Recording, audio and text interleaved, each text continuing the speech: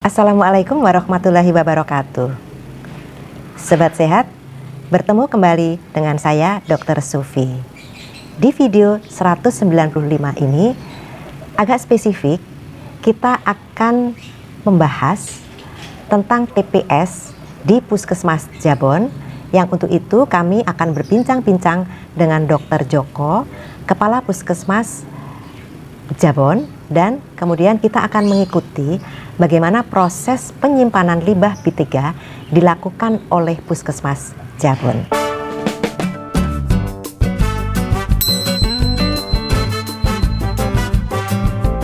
Sobat sehat, di video ini kita akan menunjukkan suatu hal yang sangat istimewa.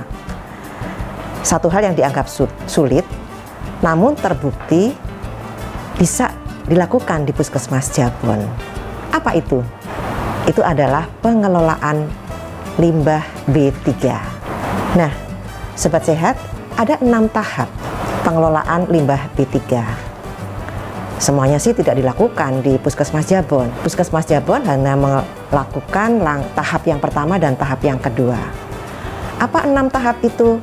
Sobat sehat mesti melihat di video 194 kanal YouTube Dr. Sufi.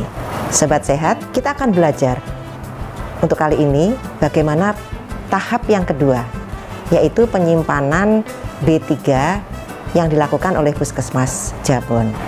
Untuk kali ini kita akan berdialog dengan Kepala Puskesmas Dr. Joko, yang alhamdulillah hari ini saya berkesempatan untuk bisa berkunjung langsung ke Puskesmas Jabon yang sangat luar biasa ini.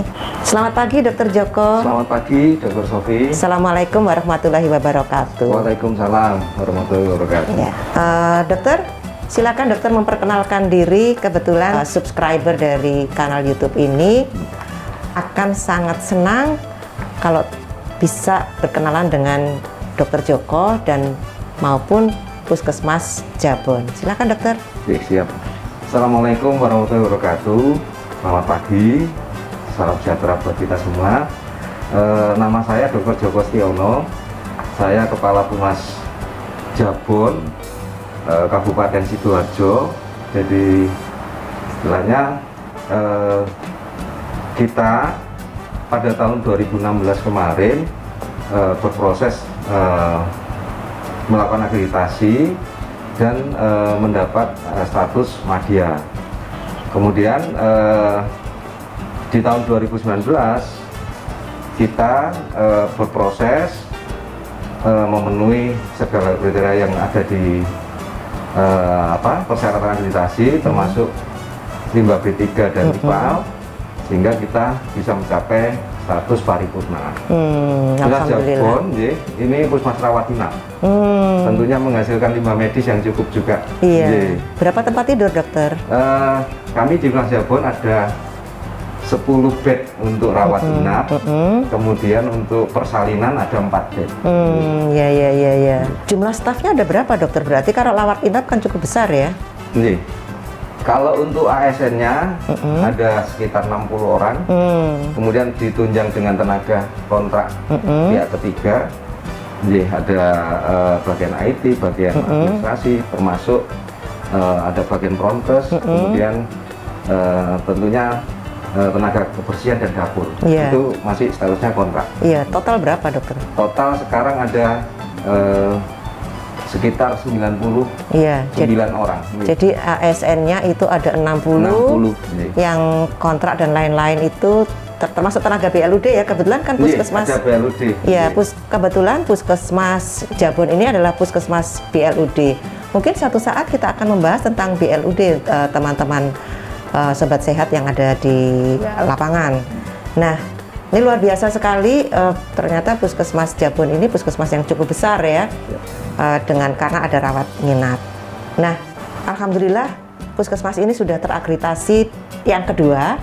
Dan yang kedua sudah paripurna. Ya, luar biasa. Ini mungkin akan menjadi tempat belajar bagi teman-teman yang lain ya. Nah, Dr. Joko, kita akan ngobrol satu hal yang belum terlalu populer untuk diobrolin, yaitu MFK, Manajemen Fasilitas Keselamatan.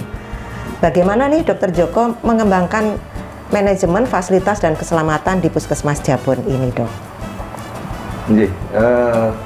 Memang hal baru nih MFK ini buat kita. Jadi cuman kita sudah berproses dalam hal untuk misalkan K3-nya, teman-teman kita sudah melakukan screening untuk teman-teman yang ada di Puskesmas Jabon ini, screening kesehatannya, sudah melakukan vaksin, termasuk perlindungan APD-nya teman-teman untuk melakukan kegiatan tiap hari. Kemudian juga pengelolaan limbah B3-nya, dan termasuk PPI ya, pengendalian infeksi yang ada di sini. Kami selalu mendiskusikan rutin setiap ada kegiatan baik di Minilab maupun evaluasi PJ yang 3 bulan sekali. Iya, baik, luar biasa dok. Nah, memang ya OMFK ini topik yang nggak terlalu populer ya. Kan di media sosial pun itu yang sering ditampilkan adalah upaya kesehatan masyarakat. Ya nggak salah sih. Tapi mungkin kita perlu mulai belajar ya sekarang ya dok, ternyata ya tentang MFK ini. Nah, salah satu dari MFK kan pengolahan limbah B3. Dan ini makin tidak ada yang ngobrolin. Tapi saya malah penasaran. Karena ternyata Puskesmas Jabon adalah puskesmas pertama yang melakukan pengelolaan limbah dengan membuat TPS sesuai standar untuk Kabupaten Sidoarjo. Nah, ini kan bagi saya itu menarik. Apalagi sesuai dengan standar peraturan kementerian yang di luar Kementerian Kesehatan. Kan kita ini bekerja di bawah Kementerian Kesehatan, tapi kita melakukan hal yang berasal dari peraturannya Kementerian Lingkungan Hidup dan Kehutanan. Kan itu bagi saya sangat luar biasa, sangat menarik. Nah, ceritain dok kronologisnya. Mungkin nanti bisa mengajak juga teman-teman yang lain yang ikut terlibat di proses-proses mewujudkan itu. Silakan dokter. Terima kasih Dr. Sofi. Jadi seperti yang saya katakan di awal, kita berproses mulai ketika kita akreditasi pertama tahun 2016, bahwa semua fasilitas kita mungkin sama dengan puskesmas yang lain, jadi belum berizin dan sebagainya, sehingga pada saat itu memang kita tidak bisa mencapai paripurna. Jadi 2016 kami baru bisa menerima status akreditasi kami adalah Madya. Nah, di dalam proses akreditasi yang 2016 itu kami juga dapat bimbingan dari para surveyor, juga belajar dari pengalaman Rumah Sakit Umum Sidoarjo tentang pengelolaan limbah yang bermasalah dan sebagainya, sehingga tim kami di Puskesmas Jabon ada Mas Hendrik ya, kesehatan lingkungan, ada tim PPI, ada tim P3K, Dr. Erik dan teman-teman yang lain. Kita sering berunding membicarakan masalah limbah yang ada di Puskesmas Jabon ini, sehingga kita berproses. Kemudian di tahun 2017-18 kita mulai merencanakan pembuatan ruang TPS B3. Jadi kita merencanakan anggarannya, kemudian dilaksanakan pembangunannya di tahun 2018.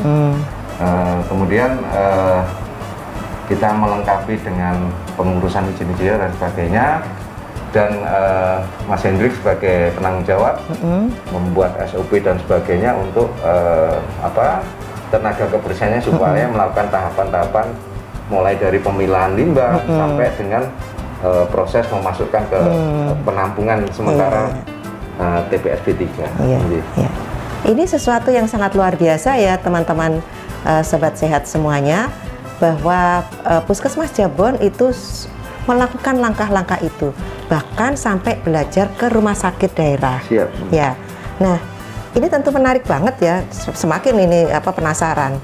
Boleh dong kita nanti lihat TPS Puskesmas Jabon ya sambil bincang-bincang dan berkenalan dengan pengelolanya. Nah tentu sebelum ini kita akan berdiskusi dulu. Mungkin dokter bisa mengajak teman-teman bagaimana sih merencanakannya, bagaimana berapa anggarannya, kemudian apa saja isi TPS dan apa fungsi masing-masing, kemudian bagaimana mengurus TPS Terus apakah sudah ada regulasi internal, SK, pedoman, panduan, dan SOP? Mungkin bisa disampaikan oleh teman-teman secara singkat. Nanti mungkin lebih detailnya mungkin dari penanggung jawab Kesling ya. Kami sudah membuatkan SOP, SK. Cuman secara teknis pada saat kita perencanaan, memang usulannya dari pemegang program Keslingnya bahwa untuk keselamatan kita dalam melakukan pelayanan itu wajib limbah kita itu ditaruh dalam satu tempat yang khusus, yaitu ruang TPS B3 tadi. Sehingga 2017 kita mengusulkannya masuk di anggaran 2018 itu sekitar 75 juta. 75 juta. Bikin ruangan TPS-nya aja. Nanti setelah ruangan jadi, sambil berjalan berproses 2019 sebelum rehabilitasi pertama, kami melengkapinya dengan adanya pendingin atau freezer di sana sesuai dengan aturan Menteri Kesehatan yang terbaru 43. Di sana disebutkan juga bahwa limbah medis yang disimpan lebih dari 2 hari harus di bawah suhu 0 derajat, sehingga kita menyiapkan juga di perencanaan kita pembelian freezer atau pendingin. Pendingin itu termasuk yang 77 juta tadi atau enggak? Beda lagi ya? Ya, beda. Jadi kita bangun gedungnya 2018. Ya, setelah gedung selesai berproses di 2019 sebelum rehabilitasi kita melengkapi kebutuhan yang ada di dalam ruangan itu. Luar biasa ini ya. Jadi Sobat Sehat, ternyata TPS Puskesmas Jabon itu punya freezer. Nanti kita akan lihat ya, freezer yang dipakai untuk menyimpan limbah B3 yang disimpan, yang secara peraturan itu yang dua hari itu harus pakai freezer. Lebih dari 2 hari. Lebih dari 2 hari itu harus disimpan di bawah freezer. 0 derajat. Di bawah 0. Ya, luar biasa. Nanti kita boleh ya dokter menunjukkan bahwa teman-teman itu sudah punya SK, pedoman, SPO terkait dengan ini. Maksudnya di shoot nanti boleh ya? Boleh. Nanti. Jadi kita tunjukkan teman-teman bahwa Puskesmas Jabon ini tidak main-main dengan pengelolaan B3-nya ini, ada regulasi internalnya. Termasuk mungkin izinnya kita sudah, izin pengelolaan B3-nya sudah kita taruh di limbah. Baik, mungkin seperti itu. Saya kira wawancara saya dengan Dokter Joko sudah sementara cukup. Terima kasih dokter. Siap dokter. Assalamualaikum warahmatullahi wabarakatuh. Waalaikumsalam warahmatullahi wabarakatuh.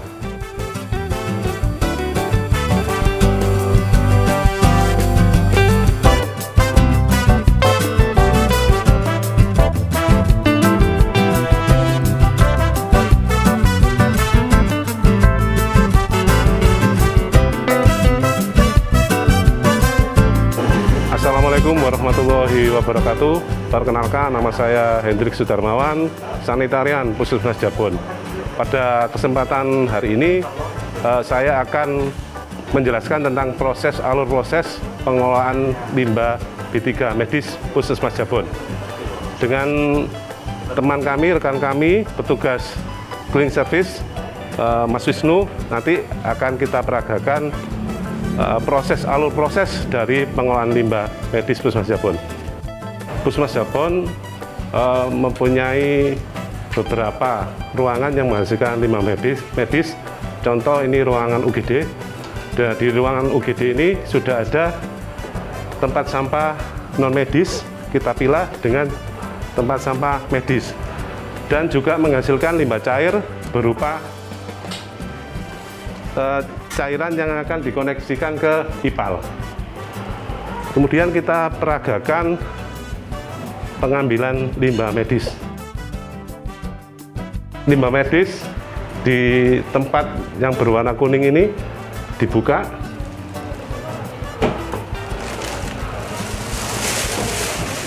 Dan diikat 3/4 dari volume plastik.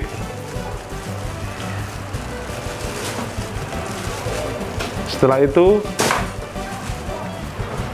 dimasukkan ke troli khusus limbah medis. Setelah itu kita simpan ke ruangan TPS limbah B3.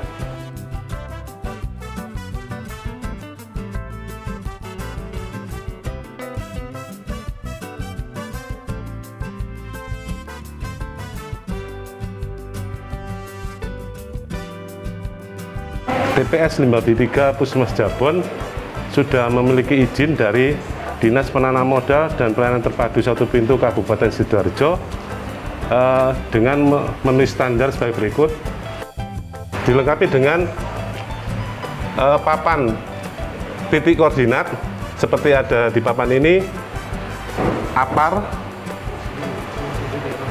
kotak P3K, wastafel untuk tempat cuci tangan, dan shower apabila petugas terjadi percikan darah atau percikan cairan tubuh manusia bisa dibilas di shower ini.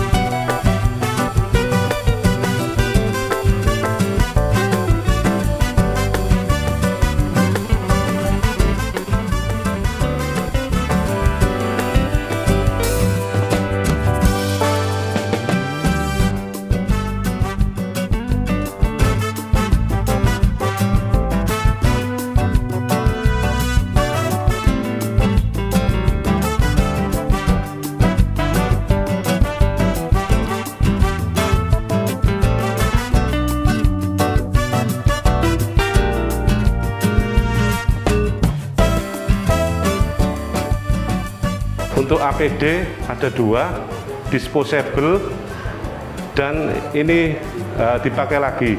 Yang untuk disposable dimasukkan ke tas plastik kuning, kemudian dijadikan satu dengan limbah B3.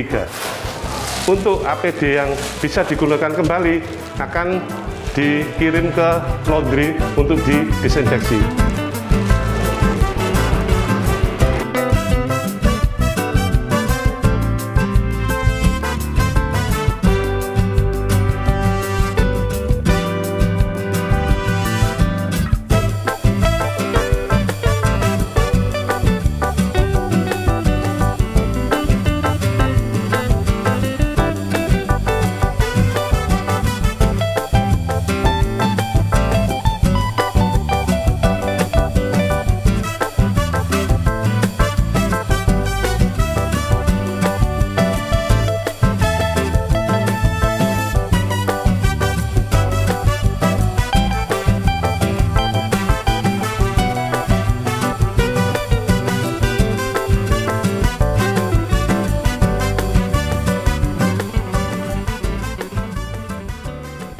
Untuk pewadahan limbah medis sesuai aturan peraturan pemilihan warna. Untuk troli memang harus warna kuning. Mengapa? Karena di pasaran pada waktu itu tahun 2017 sulit untuk mendapatkan troli dengan warna kuning. Begitu juga dengan pewadahan untuk sampah medis itu, ini juga pada waktu itu kesulitan tahun 2017 untuk mendapatkan tempat sampah atau wadah ini warna kuning. Karena dengan sesuai kebutuhan kita beli yang memang bukan warna kuning, tapi kita ada pewadahnya tetap memakai tas plastik warna kuning. Pengelolaan limbah medis B3 Puskesmas Jabon sudah memenuhi kaidah-kaidah, yaitu penyimpanan limbah medis di bawah suhu 0 derajat, bisa mempunyai masa simpan sampai dengan 90 hari. Mengapa kita melaksanakan atau membeli alat ini? Karena memang sesuai kebutuhan dan sesuai peraturan.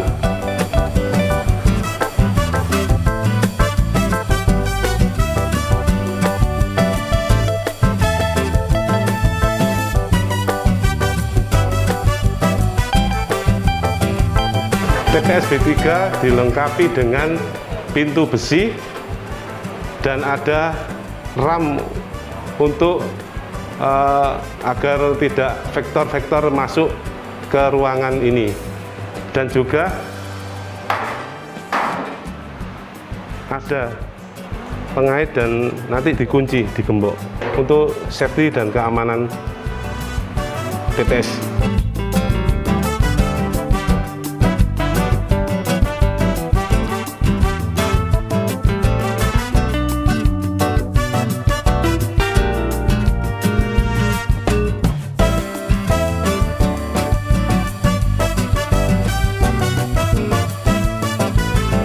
Untuk APD yang bisa digunakan kembali atau reuse, kemudian diserahkan ke petugas laundry, dan ada dua, yaitu gaun satu, yang keduanya APD, sepatu boot, sama face shield. Demikianlah Sobat Sehat, kita telah mengikuti pembahasan tentang bagaimana Puskesmas Jabon melakukan penyimpanan limbah B3. Dan luar biasa, Puskesmas Jabon sudah memiliki izin untuk TPS-nya. Mudah-mudahan ini akan membuat teman-teman subscriber YouTube Dr. Sufi akan tertantang dan akan termotivasi untuk juga melakukan hal yang sama secara bertahap. Kita akan bertemu kembali di video 196 untuk membahas MFK berikutnya. Sampai di sini dulu. Semoga selalu sehat. Wassalamualaikum warahmatullahi wabarakatuh.